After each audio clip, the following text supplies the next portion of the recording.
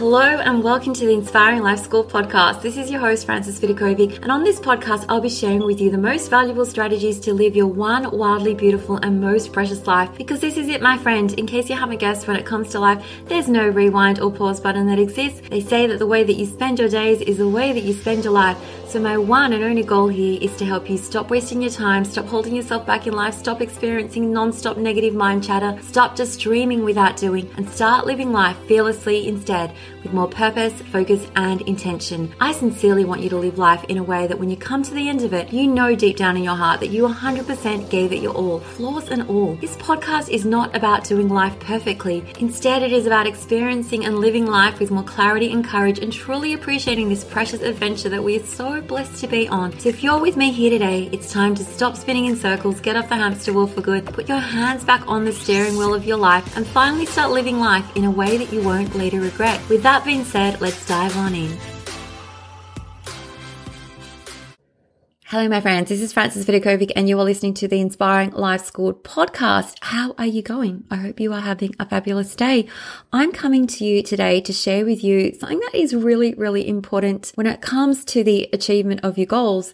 And this episode is titled Stop Being So Vague. And the reason that I wanted to have a conversation with you today about this very topic, about stop being so vague, is that I absolutely love hearing people share with me their dreams and goals. But what I've started to notice lately is that when they're presenting to me their goals, they're saying, oh, this is something that I really, really want to do. I want to get super fit. And then I ask them, what does super fit mean? And they look at me and they go, oh, I have no idea. Or when someone says they want to start like a successful online business, fabulous. That is a great goal. But what does that actually mean? And when someone says that they want to lose weight, how much do you specifically want to lose? What sort of business do you specifically want to grow?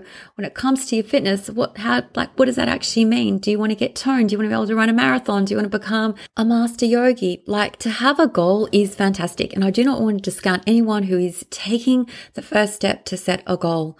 But in order to accelerate the chances of you reaching that goal, you need to have more clarity about the specifics of what that goal specifically is. Okay, I feel like I'm going to be saying specific like a million times in this episode.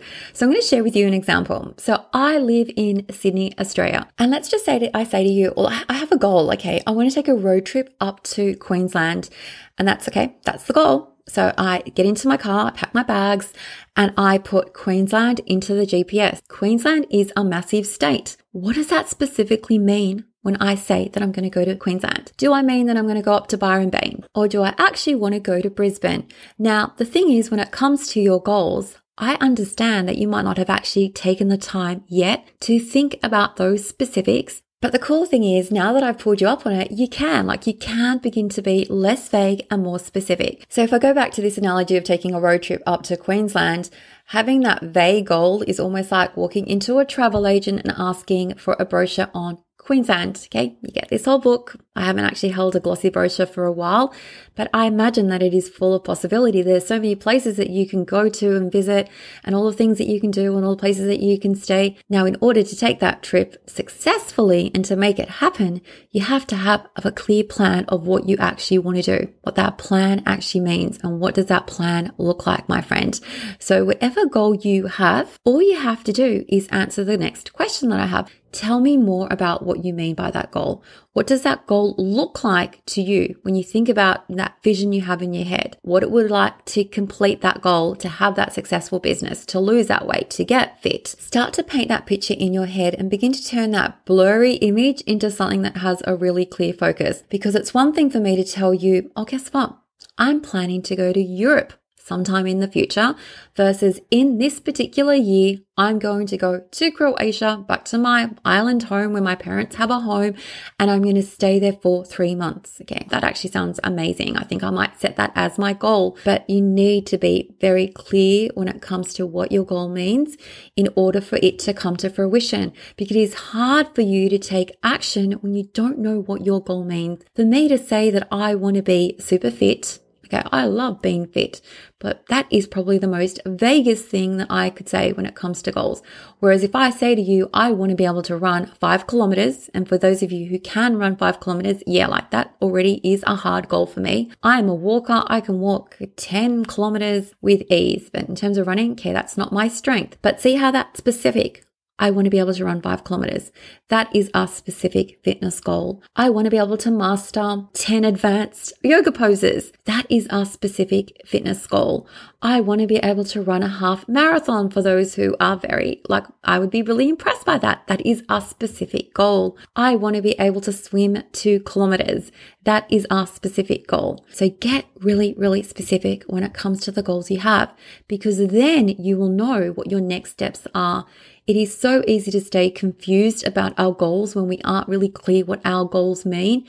But when you've turned that blurry image into a really clear focus and added the deadline, okay, you need to set a deadline for when you want to achieve that goal. And it's okay if it's not a short-term goal, like you might set it for 1 year or 2 years away. That's okay.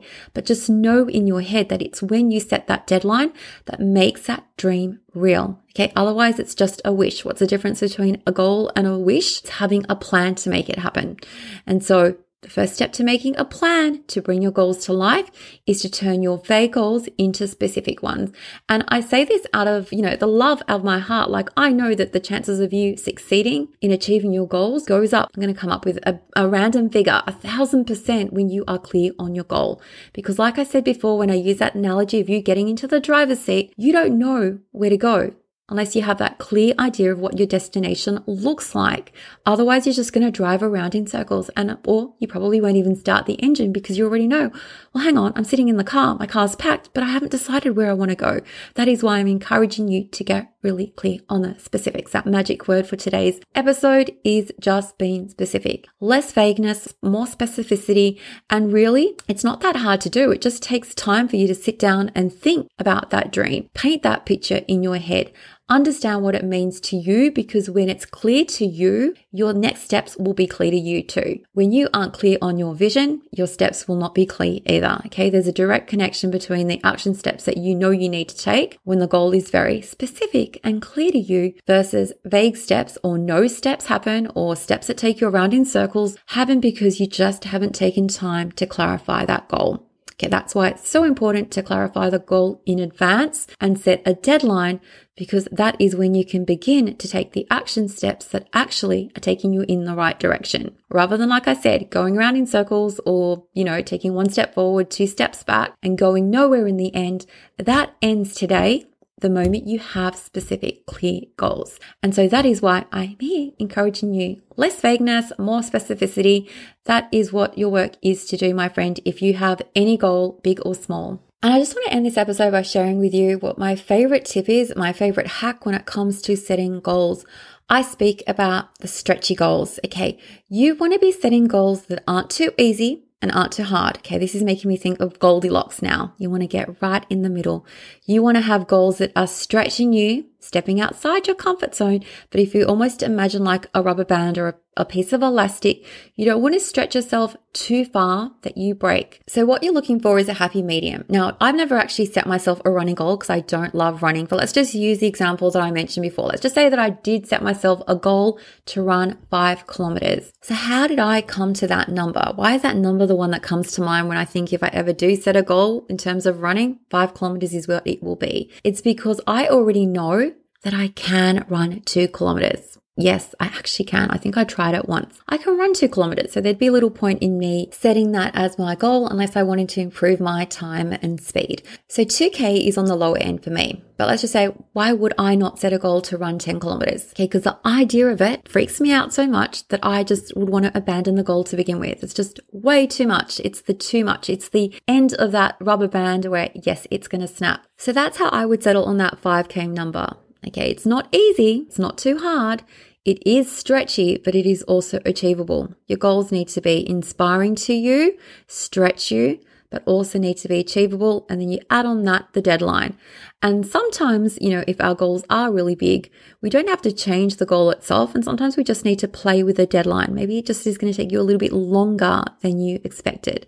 Or you could break down a really big goal into smaller chunks. Let's just say for someone who wants to lose weight, if you sit there and you say to yourself, I'm going to lose 50 pounds, like that is like probably on the end of, oh my gosh, like so overwhelming. The rubber band will snap.